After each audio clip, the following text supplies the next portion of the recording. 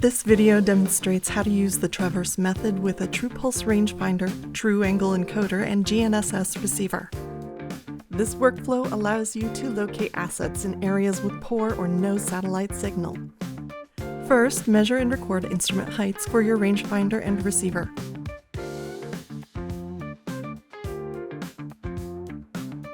Position yourself at a backsight point.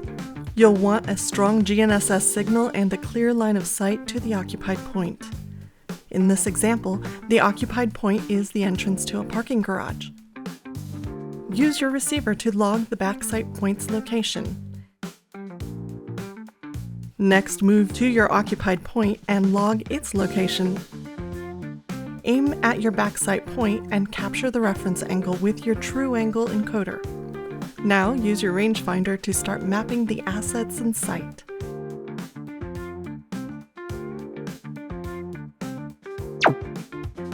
Next, mark a control point inside the garage by stationing a reflective target. Use your rangefinder to record a shot to this target. Move up to the control point and leave a reflective target at your previous location. Always make sure your TruAngle encoder is leveled at each new location. Capture a reference angle to the reflective target. You have now traversed your way into the garage where signal strength is no longer a problem. Use your rangefinder to position assets.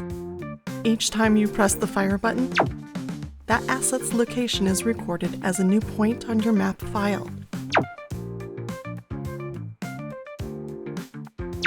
Continue traversing as needed. Measure ahead to your next control point.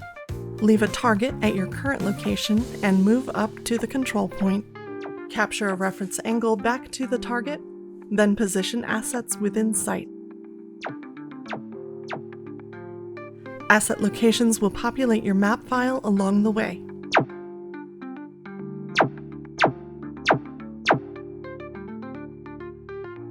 Another common use of this method is mapping assets located in tight alleys. Work your way in from a backsight point with a strong satellite signal, and position the hard-to-reach assets with LaserSoft traverse method.